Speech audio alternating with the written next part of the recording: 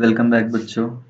ये आपके 2018 का क्वेश्चन पेपर है जो इसके 3 नंबर के सारे इंपॉर्टेंट क्वेश्चन हम करने वाले हैं। इससे पहले मैंने 17, 16 और 15 के अपडेट किए हुए हैं। अब हम 18 की बात करते हैं। 2018 का जो पहला क्वेश्चन है हिस्ट्री से, वो है आपका रोमन कैथोलिक चर्च के प्रशासकों और पुस्तक विक्रेताओं पर नियंत्रण क्यों चाहते थे। जो कैथोलिक चर्च के जो प्रशासक थे वो चाहते थे कि कैथोलिक चर्च जो है वो चाहते थे कि प्रशासकों पर उनका नियंत्रण हो, पुस्तक विक्रेताओं पर उनके नियंत्रण हो। उसके पीछे क्या कारण थे? सबसे पहला था कि चर्च जो है सस्ते और आसानी से सुलभ मुद्रित पुस्तकों के माध्यम से विधर्मी या धर्म विरोधी विचारों के प्रसार की गहराई से परेशान थे। क्यों? क्योंकि जो है ये काफ़ी ज़्यादा जो है चर्च के खिलाफ बोलते थे, चर्च के को एक्सपोज कर रहे थे ये लोग, इसलिए जो है इसके ऊपर ये कंट्रोल चाहते थे। दूसरा कारण क्या था कि कई सारे एग्जाम्पल मिलते हैं, जैसे कि इटली में मोनोचोई के एग्जाम्पल मिलते हैं जिनकी किताबों को लोगों ने पढ़ना शुरू कर दिया और बाइबल के जो संदेश की पुनर्व्याख्या जो है वो जिससे रोमन कैथोलिक चर्च को प्रेरित कर दिया। तो ये कई सारे ऐसे एग्जाम्पल है जिसकी वजह से वो नियंत्रण चाहते थे। तीसरा आता है कि अपने पूर्ण अधिकार को बनाए रखने और लोगों के आस्था पर सवाल उठाने से रोकने के लिए उन्होंने 1558 से ही प्रतिबंधित पुस्तकों की सूची बना रखी थी, जिसमें जो है उनमें कई सारी पुस्तकें ऐसी थी जिसको उन्होंने प्रोहिबिटेड कर रखे थे, जो है प्रतिबंधित कर रखे थे। इसके अलावा कई सारे प्रकाशकों पर उन्होंने सख्ती से नियंत्रण भी किया था। चलिए अगला क्वेश्चन देखते हैं। 1871 के बाद बाल्कन्स में उत्पन्न विस्फोट परिस्थिति का वर्णन कीजिए जो कि यूरोप में विद्यमान थी। कह रहे हैं कि जो बाल्कन में सबसे पहले हम क्या देखते हैं, रोमानीवादी राष्ट्रवाद, रोमांटिक नेशनलिज्म देखते हैं। इसके विचार जो है ऑटोमन साम्राज्य के विघटन के बाद से जो है क्षेत्र में फैलता है। प्रसार जो है वो ऑटोमन साम्राज्य के विघटन ने इस क्षेत्र के बहुत विस्फोट किया। कैसे? तो कह रहे हैं कि बाल्कन क्षेत्र के जो लोग हैं उन्होंने स्वतंत्र राजनीतिक अधिकारों के लिए अपने दावे को राष्ट्रीयता पर आधारित किया और यह साबित करने के लिए इतिहास का इस्तेमाल किया कि कभी वह स्वतंत्र थे, लेकिन बाद में विदेशी आक्रांताओं ने, विदेशी शक्तियों ने उन पर अधीन कर लिया, उनको गुलाम बना लिया। नेक्स्ट आता है कि जो व्यापार और उपनिवेश के नैसर्गिक सैन्य शक्तियों को लेकर जो है यूरोप की शक्तियों के बीच में प्रतिद्वंदता थी, जिसके कारण वे प्रत्यक्ष रूप से रूस, जर्मनी, इंग्लैंड, ऑस्ट्रो-हंगरी जो है बाल्कन क्षेत्र को नियंत्रित करने की कोशिश कर रहे थे। इससे जो है वो प्रथम विश्व युद्ध में जो है देखने को मिलता है हमें कि प्रथम विश्व युद्ध में ये शामिल थे, जिसके कारण अंततः वह प्रथम विश्व युद्ध में जो है ये शामिल हुए। नेक्स्ट आता है ज्योग्राफी के क्वेश्चन आपका।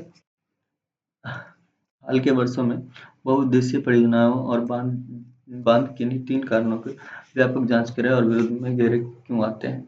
क्या कह रहे हैं कि जो बहुउद्देशीय परियोजनाएं होती हैं बड़े बांधों की, उसके कारण जो है कई बार जो है विरोध भी होता है। इस विरोध के पीछे क्या कारण है? सबसे पहला कारण आता है पारिस्थितिक प्रभाव। नदियों पर बांध बनाने से उसका जो प्राकृतिक बहाव होता है वो प्रभावित होता है और इससे तलछट का बहाव कम हो जाता है और जलाशय तल तक अत्यधिक तलछट जमा हो जाता है, जिसके परिणाम स्वरूप नदियों की जलीय जीवन के लिए ये जो है काफी खराब होता है। इसके कारण इसका विरोध होता है। तो पहला जो हो गया आपका पारिस्थितिक प्रभाव। दूसरा हो गया विस्थापन। विस्थापन की समस्या किसको देखने को मिलती है? तो कह रहे हैं कि बांध के कारण जो स्थानीय समुदाय होते हैं उसको, विशेष रूप से जो गरीब किसान होते हैं, आदिवासी होते हैं, वो बड़े पैमाने पर विस्थापित होते हैं। उन्हें अपनी जमीन छोड़कर आजीविका के लिए दूसरे क्षेत्रों में जाना पड़ता है, संसाधनों को छोड़ना पड़ता है। दूसरा कारण हो गया। तीसरा कारण हो गया अंतर्राज्यीय विवाद।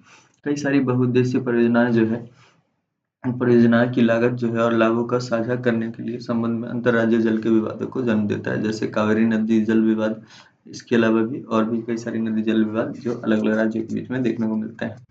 नेक्स्ट आता है कि मोहन के पास उत्तर प्रदेश में एक खेत है, वो जूट या गन्ना, इनमें से कौन सी एक खेती करना चाहता है। इन दोनों में से उसे कौन सी फसल जो है करनी चाहिए, या तो जूट या गन्ना।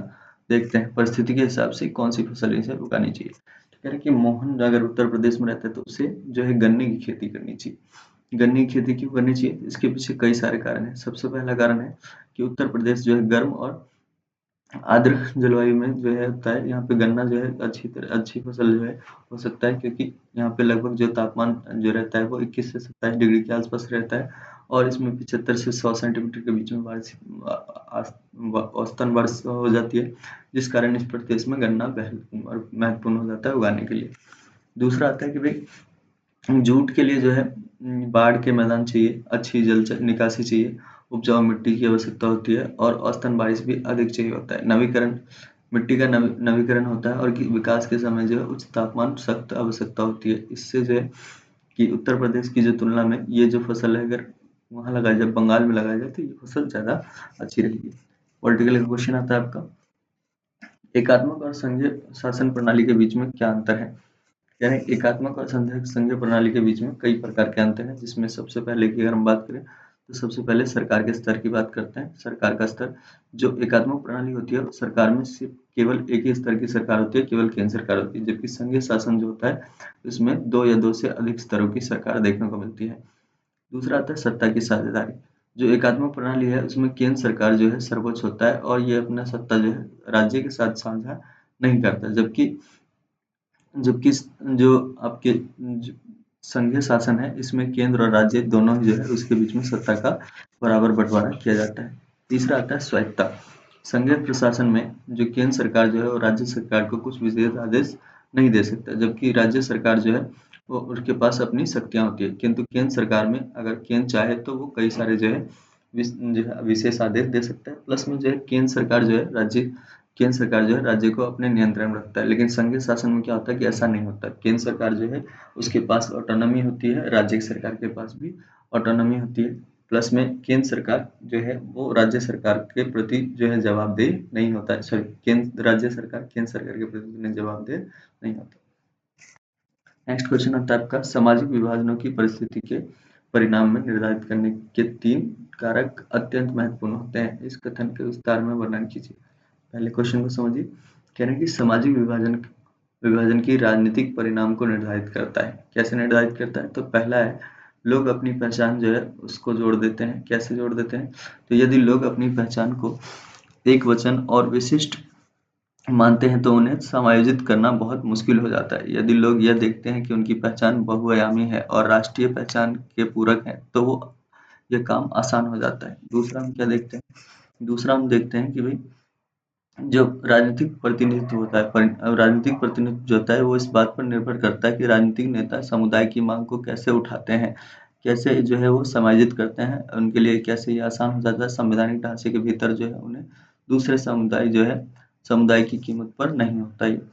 तीसरा आता है आपका तीसरा आता है आपका सरकार की प्रतिक्रिया, यदि सरकार सत्ता के साझेदारी करने और अल्पसंख्यक समुदाय को उचित मांगों को समायोजित करने के लिए तैयार है तो सामाजिक विभाजन कम खतरे हो जाते हैं। यानी कि सामाजिक विभाजन में ये चीजें कम जो है खतरनाक हो जाता है, लेकिन अगर वह ऐसा नहीं करते तो ये यही चीज जो है आगे चल के विनाश का कारण बनता है। नेक्स्ट आता है बाजार में बाजार में शोषण से बचने के लिए उपभोक्ताओं के बीच में जागरूकता कैसे फैलाई जा सकती है? किसी 3 उपाय के बारे में बताइए। सबसे पहले जो है सरकारी अभियान द्वारा। सबसे पहले किस चीज़ के द्वारा? सरकारी अभियान द्वारा। सरकारी अभियान द्वारा कैसे? तो टेलीविज़न, रेडियो, समाचार पत्र के माध्यम से जो है क्या किया जा सकता है? जागो ग्राहक जागो जैसी व्यवस्थाओं को चलाया जा सकता है, जिससे जो है लोगों को जो है जागरूकता प्राप्त हो। दूसरा क्या है कि शिक्षा दिया जा सकता है। नागरिक को जो है कम उम्र से शिक्षित करना, से स्कूल कॉलेज के पाठ्यक्रमों में उपभोक्ता के अधिकार बताना, कर्तव्य बताना, संरक्षण और मूल्य कानून को शामिल करना। नेक्स्ट आता है उपभोक्ता मंच। उपभोक्ता मंच स्थानीय स्तर पर सक्रिय उपभोक्ता संरक्षण परिषदों और शैक्षिक संगठनों का विस्थापन करना, ताकि जो है लोगों का मार्गदर्शन किया जा सके और यदि उसका शोषण होता है तो वो उपभोक्ता अदालत में मामला दर्ज कर सके। लगभग आपका 2018 का क्वेश्चन कंप्लीट हो गया। चलिए अगला जो है आपका वीडियो 2019 होने वाला है। अगले वीडियो में मिलते हैं फिर से।